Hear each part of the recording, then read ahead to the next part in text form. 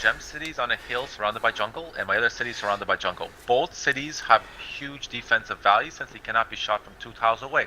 So to take that city, you would need melee units in large quantities or a flanking advantage.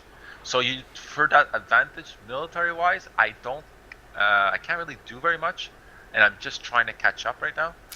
So I mean, I don't think he can take any of my cities. And at this point, I'm just growing and trying to catch up with demographics, which is just so scary.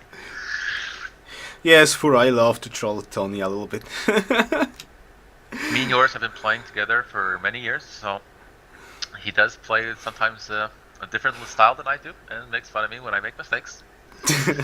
No, it's just I take it lightheartedly since I've been crushing lately. So and the FF games we've been playing, so. No worries. Well, I gotta admit though about the level of play versus Tony. I did win, I believe, only one duel versus him in the whole history of our games. So no, that's not true. You actually won 2 back-to-back at one point, and I think you have 3 total victories. Ooh. Yes. Thank you for the compliment. Oh, now I can go fly somewhere in my big balloon. But both me and yours don't play duels very often. I personally detest them. I've gotten this far in the duel, and in previous duels, I've gotten to the semifinals as well. And I have lost against Grimmstripper, by the way.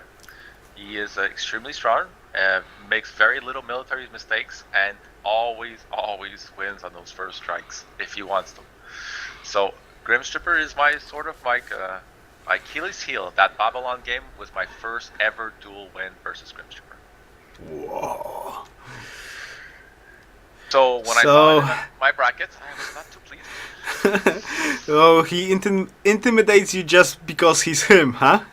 Well, he is the best, I think, in duels. He basically prioritizes the duels. He understands the mechanics of fighting duels very well. And as you can see in this game, is a big difference from the middle game I had before. The one I control the zone to control the middle game. This one, he has complete domination on it. I am trying to play catch up. By the way, just to take a note, your religion does not give you at this moment even the science he is making with minus 21 GPT. Yeah, my religion has no effect at this point. Yes. But religion is usually on a long-term basics. The faster you get it, the better it is. But I lost at +2 gems on the 2 city spots that I want to plant. So my religion, not only is it weaker than I thought it would be with the monument, I'm supposed to have twice as much on a planned gem place. Furo, I imagine he just wants to warm up. Furo is asking why are you not GGing at this point? I don't GG. It's basically the same reason why Grim didn't GG in the first game. GG is not a good tactic or overall strategy. You never want your opponent to basically scare you into a GG or take a military advantage. There's always something to learn even though you're losing. So I'm learning in this game what he does on a different advantage. So if I ever see him in the future and where he takes a military advantage, I want to know if he's going to just keep growing, keep fighting, keep pushing. There's just so much knowledge to be gained, even in a loss, that sometimes you kind of want to see how things develop. And even when you're losing, especially in a defeatist purpose I am in this game, I want to kind of see how far he would take it. Is he going to go all north, south? So I'm kind of curious. I mean, there's a lot about losing and that you kind of want to know how badly you can lose. Tony? Yes. Can I crop out this part of the video and like upload it with big exclamation marks on my YouTube channel? Because this is the smartest thing you said like in a long time. That's up to you. It's fine. I approve. Well, no, the percent of chance of winning games against any other player except for Grimmstripper, I would still say it's 50-50. Or maybe 30-40 or something, 30-70 or something at the worst. Against a high-end player. A low-end player or a new player, even with a big disadvantage, I don't mind losing cities. And I can do a lot of damage, but Grimmstripper is an exception. There's a few other players like a Tommy and T. A Tommy and T would be, I would give myself 0% chance. And a Grimmstripper at this point is pretty close to a 0% chance. But it's the knowledge of gaining a game. There is a lot of I need to do. And if you quit every time, you get into that mentality, sometimes quitting preemptively. And I've seen that happen many times. I've also played games many times as well by losing my capital, not in a duel, because if you can't, but in teamers, and you can lose all your cities and all your capitals, and I still able to come back and win.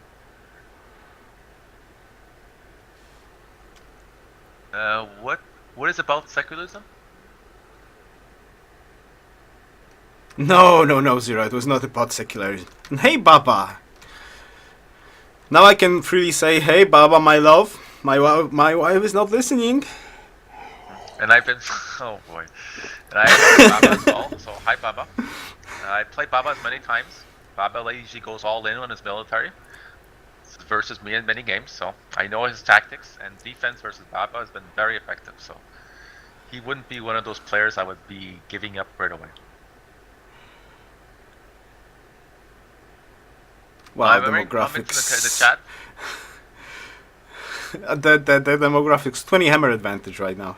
20 hammers. Yeah, it's just And the army huge numbers, army. and that And swordman huge on army. my city there is just like the perfect jungle defense thing. Opposite I was saying, you don't want that, and that's exactly what he has. I can't kill swordmans with that city. Nope. That's why was my the question before. Why are you making buildings right now when he's like such a huge advantage in there? Well, I Wow.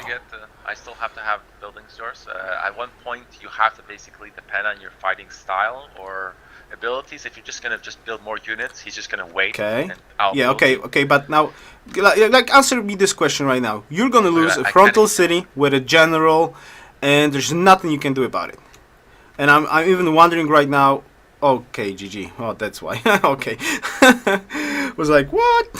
Yeah, once you realize that city was completely dead, and I still haven't had any horses. He has both chariots and swordmen. Yes. There is a little point that I would say just this point is ridiculous. My frustration level was extremely high. I did think about maybe having some sort of a pushback, but the swordmen on my front border with chariots on the flank. Tony, There's not much I to got learn it. by just being destroyed. I gotta It can say, just Tony, boost his confidence. in this game, he just dominated you like totally Yeah. in every complete category. Domination. Yeah, complete domination. Easy. That salt start he played extremely well, while my settlers option was disastrous. I never recovered from it. Losing the second settler was worse. Yeah. The scout fighting at the start was horrible on my part, since I was able to move to his capital. He bombed me on a half a second left at the end of the turn, and then got me at the beginning of the next turn. While he moved on my city with half a second left, and I was not able to bomb him, and he was also able to retreat and recover, and I have no damage. So I mean, a mixing of the start physical fighting, which I got completely dominated, settlers and positioning became a recipe for a complete disaster. Yeah, welcome. Well, I gotta admit, first of all, welcome to game 3, basically. But what I would just want to say is like, core. Well, just mention what I wanted to say. Like, is after the first game, like in the first game, your win was sort of hard fought, right? It was a very even game.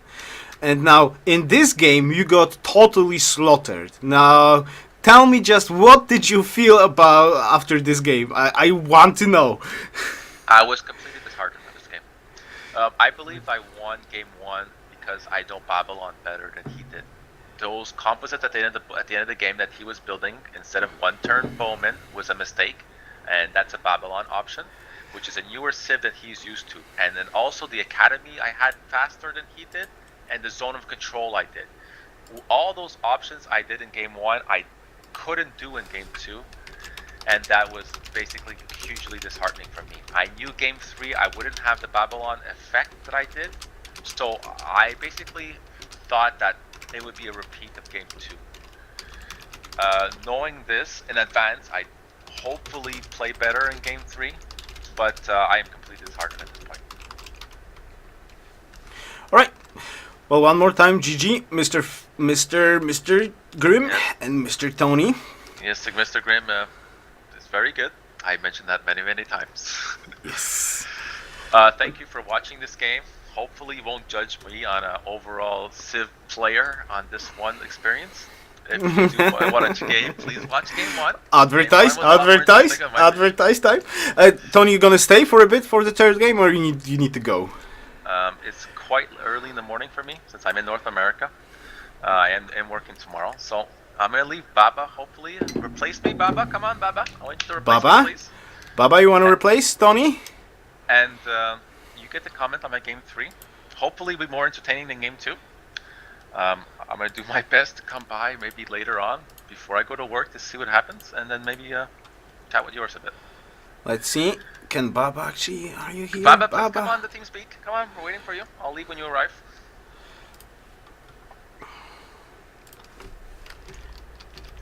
If there's any questions on this game before I leave, for me, you can ask now. I'm gonna stay there just a few more minutes, waiting on Baba to join. Yeah, exactly, Baba. Stop studying.